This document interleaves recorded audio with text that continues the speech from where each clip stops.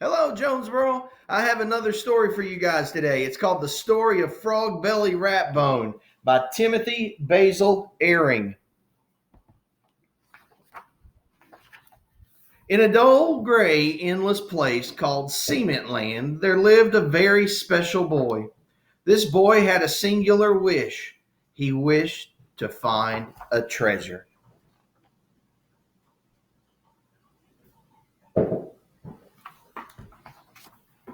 Each day, the boy searched through the heaping piles of junk that collected around Cement Land. He found greasy toaster ovens, broken TVs, and wet, smelly socks, but no treasure. The only thing in these junk piles is junk, cried the boy. He was angry enough to give up when all of a sudden he spied something unexpected.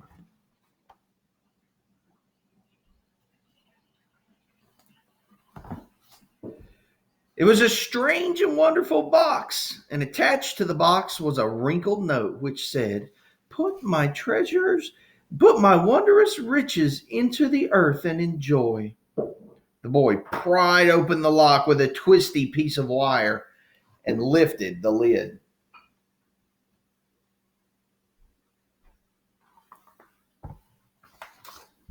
The box was bursting with dazzling colors.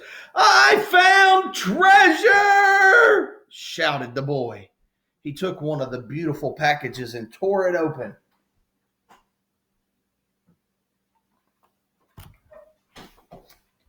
But inside the package, there were no bright colors at all, just hundreds of tiny gray specks. Where were all the wondrous riches?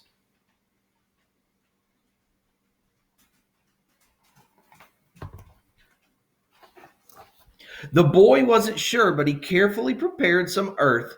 He sprinkled in a few specks and waited 2 or 3 minutes. Nothing happened. Deeply dejected, the boy went home. He did not realize that the unguarded treasures were now in terrible danger.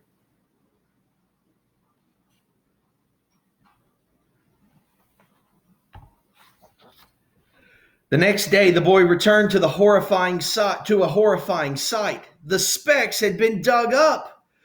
Thieves! He screeched. In a flash, he had a plan. He ran straight to the nearest junk pile.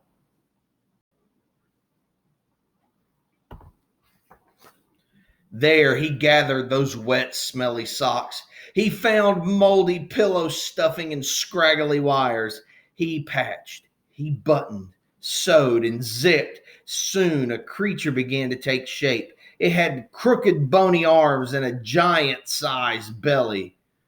You'll be finished in just a second, the boy told his creation. All you need now is a crown.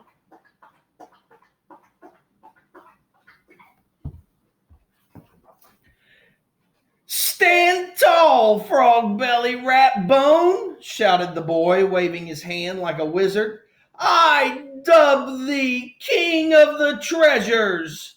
Frog belly rat bone, 1, 2, 3. You are the monster who will protect the specks.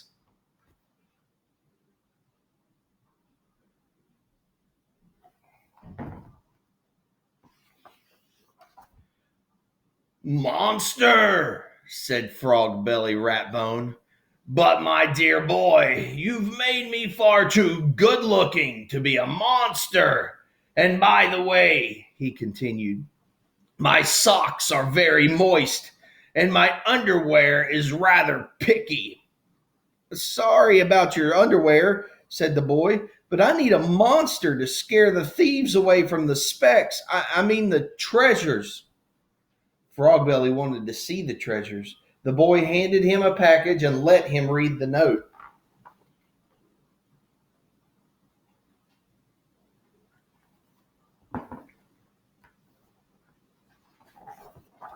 Frogbelly sprang into the air. My dear boy, you have found some wondrous riches. We must put them in the earth just as the note says.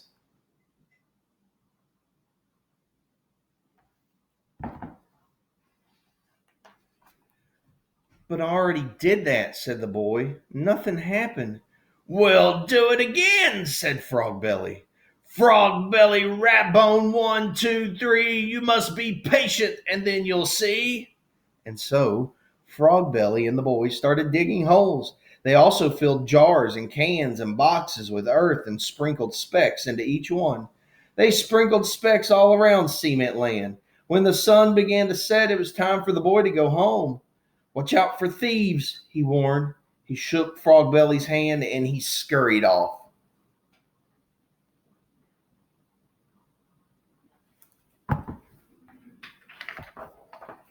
Frog Belly stood all alone in the spooky shadows. The sky grew darker and darker.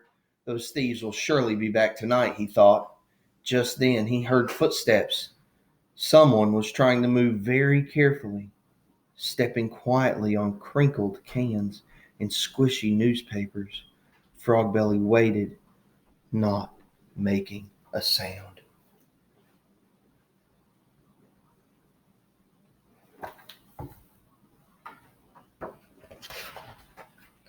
At that very moment, sneaking through the junk piles, were 3 thieves, a rabbit, a rat, and a fruit fly. They were licking their chops and adjusting their masks when an eerie voice floated toward them through the darkness. Frog Belly, Rat Bone, 1, 2, 3. The specks in the earth are protected by me. You must be patient, and then you'll see. See what? The thieves asked each other. They were shaking in their tracks. Just then, they did see.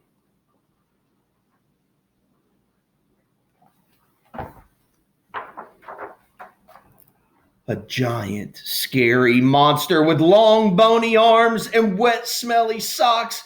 Ah! The thieves ran for their lives.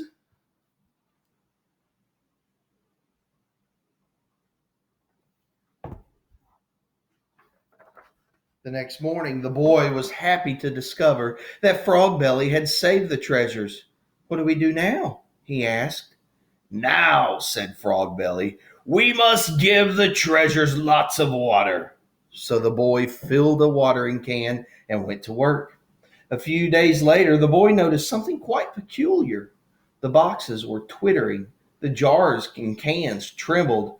Look, Frog Belly, he said. Slowly and shyly, the treasure was beginning to reveal itself. The wondrous riches are here at last, Frog Belly exclaimed. Frog Belly and the boy cheered.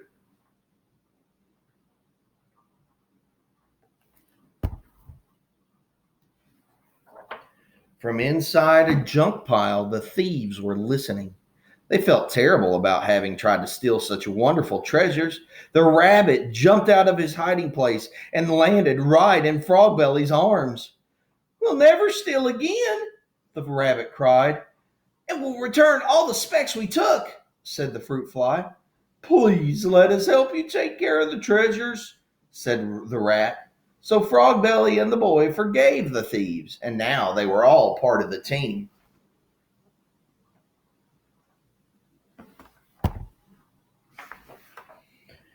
And they watered the treasures to help them grow bigger, and they sang together, Frog Belly, Rat Bone, 1, 2, 3. We must be patient, and then we'll see. Soon, 1 flower appeared, then 3, then 100. Cement Land is filled with colors now, shouted the boy.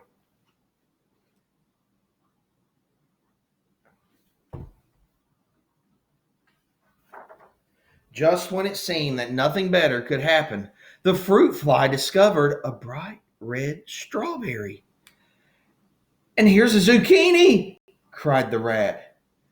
Go ahead, rabbit, urged Frog Belly. Pick the biggest carrot top you can find and pull. Pull with all your might.